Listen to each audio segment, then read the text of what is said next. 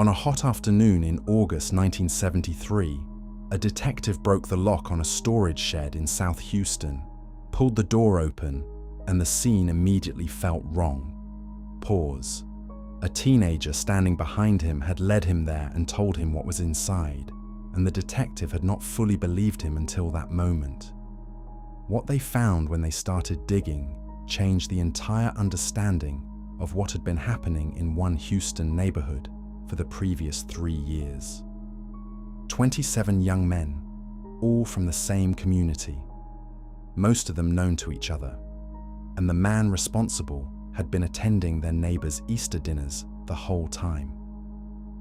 This is the story of Dean Corll. Houston in the early 1970s was a booming industrial city, and within it, there was a working-class neighborhood on the northwest side called the Heights, where families scraped by on modest incomes. Both parents worked long hours, and teenagers moved through the streets with a great deal of freedom and very little oversight, which was simply the way things were in that era and in that place, and nobody thought of it as a vulnerability because nothing had yet happened to make them think of it that way.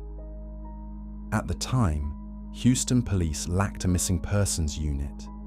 Teen cases were handled by juveniles, separate from major case investigators, with little coordination. Parents were routinely told boys would return. From 1971 to 1973, 40 to 50 young people vanished from Heights alone, but cases stalled as no one connected the pattern or reviewed files collectively. Dean Arnold Corll was born on Christmas Eve of 1939 in Fort Wayne, Indiana, and grew up in a household shaped by a cold and resentful father, while his mother Mary worked to protect him and compensate for what their father withheld. And when they divorced in 1942, the family began moving around until they landed in Vidor, Texas, where Mary remarried and where she and her new husband opened a small candy manufacturing operation that Dean worked in whenever he was not in school. Dean was a quiet and withdrawn child who made almost no friends, and when he was 7 years old, he developed a fever-related illness that went undiagnosed for 4 years and left him with a lasting heart condition and unable to participate in physical education, which pushed him further outside the social life that other children his age were building. In 1958, the family relocated to Houston's Heights neighborhood and opened a candy shop positioned directly across the street from an elementary school. And this is where everything that came later began to take shape, because Dean discovered that children and teenagers responded to him in a way that adults never had, and that he had a natural ease around young people that made them trust him quickly and completely. He set up a pool table in the back room and let kids come in after school to hang out, and he gave away candy freely and helped neighbors fix their cars and showed up when people needed something done and never asked for anything in return. And the community came to see him as one of those genuinely good people who make a neighborhood feel like a real community. The nickname the Candyman settled on him naturally and followed him from the Heights to every apartment he lived in afterward, and nobody around him had any reason to question it. When the candy shop closed in 1968 and his mother moved to Colorado, Dean stayed behind in Houston and took a job as an electrician at the Houston Lighting and Power Company, and moved into his own apartment with no family nearby and no structure imposed from outside. One of the first young people he drew into his orbit was a boy named David Brooks, who had been visiting the shop since he was about 12 years old, and who was regularly made fun of by other kids. And Dean treated him with respect and gave him money and let him ride his motorcycle and made him feel valued in a way no one else had managed. So David came to see Dean as something like the father he had never really had. When David arrived at the apartment one evening without warning and walked in on a scene that made the nature of Dean's activities completely clear, Dean responded by offering him money and gifts to stay quiet and to help, promising $200 for every young man David could bring over by presenting it as a casual social invitation. And David accepted because Dean was the most important person in his life and because the alternative to cooperation was made quietly. In late 1971, David introduced Dean to a 15-year-old named Elmer Wayne Henley, who had grown up with an abusive father and had dropped out of school to help support his mother. And when Wayne met Dean, he later described the experience as meeting the most capable and present adult he had ever spent real time with. Someone who listened to him and came over to fix his mother's car and sat at the Easter dinner table and charmed the whole family effortlessly. Dean told Wayne he was connected to an organization in California that worked with young men, framing the whole arrangement in terms that made it sound like a business opportunity.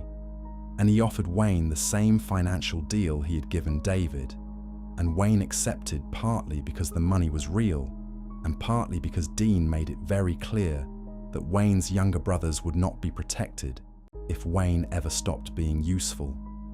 Together, the three of them became a system that operated across 1971, 1972, and into 1973, with Wayne and David bringing boys from the Heights to wherever Dean was living under the pretense of a social invitation.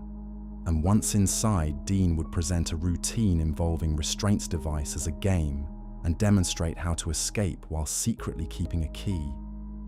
And once the other person was restrained and unable to leave, the situation shifted entirely and there was no way out for them.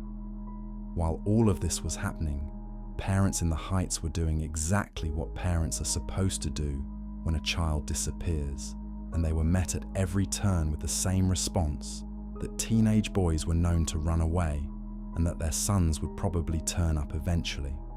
Dorothy Hillergeist refused to accept that explanation because her 13-year-old son David had vanished on May 29th of 1971 while heading to the local swimming pool, and David had above-average grades and a happy home life and a family vacation planned for the following day that he had been genuinely excited about, and his clothes and his spending money for the trip were still exactly where he had left them in his room. Dorothy and her husband spent months searching the city and hired a private detective and printed 500 posters offering a $1,000 reward for information, and a teenager named Wayne Henley helped them put the posters up around the Heights, which is one of the details that becomes harder to absorb the more you understand what Wayne actually knew about what had happened to David. A woman in the neighborhood noticed a car she did not recognize moving slowly through the streets and watching the children outside, and she wrote down the license plate and took it to the police department, and that plate belonged to a vehicle connected to Dean Corll, and the police did not follow up on it. The father of two brothers who went missing, a man named Everett Waldrop, went to the police station so consistently over such a long period that he later said he had been there about as often as the chief himself, and he specifically told investigators that he had heard a rumor about a man hiding victims at a local storage facility, and police went and looked briefly and determined it was not credible and closed the matter. Both of Everett's sons were found in that storage facility. By the summer of 1973, Dean had become noticeably less stable, and Wayne later described him as growing agitated and restless when too much time passed between incidents, and the pace of what was happening accelerated significantly between June and August, as Dean acted with less patience and less caution than he had shown before. And Wayne had tried to create distance by attempting to join the Navy, but had been rejected because he lacked a high school diploma and felt completely unable to leave because of the threat Dean held over his younger brothers. On the night of August 7th, going into the early morning of August 8th, Wayne brought two friends to Dean's house in Pasadena, a girl named Rhonda Williams and a 19-year-old named Tim Curley. And Dean was unhappy about the girl because he had told Wayne never to bring one, but allowed the evening to proceed, and all 3 teenagers eventually lost consciousness. And when Wayne came back to awareness, he was on the floor with his hands restrained, and Rhonda and Tim were already restrained nearby, and Dean was moving around the room armed, and clearly intending to follow through on whatever he had planned for the night. Wayne kept himself calm and told Dean he would cooperate, but needed his hands free to be useful, and Dean released him, and the moment Wayne's hands were free, he reached for the weapon and picked it up and raised it and told Dean it was over. And Dean walked towards him and said with complete confidence that Wayne would not go through with it. And Wayne kept using weapon because Dean kept coming, and he kept firing until Dean finally went down in the hallway and collapsed in the hallway. Wayne freed Rhonda and Tim. The 3 of them walked outside and sat on the curb in the early morning light. And Wayne picked up the phone and called the police and gave them the address and waited for them to arrive.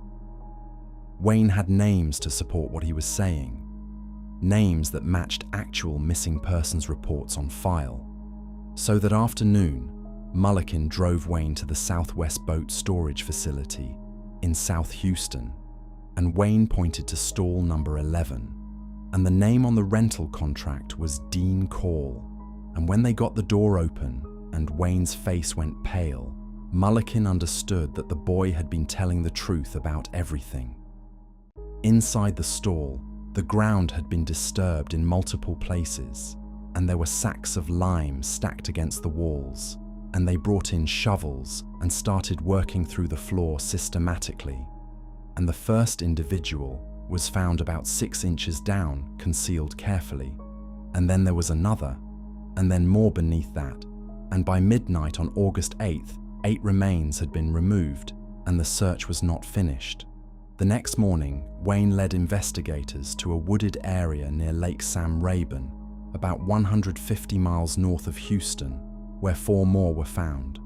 And the day after that, he and David Brooks, who had walked into Houston death investigation with his father and given a full written statement about his own involvement, led police to a beach community called High Island, where 6 more recovery sites were identified along the sand.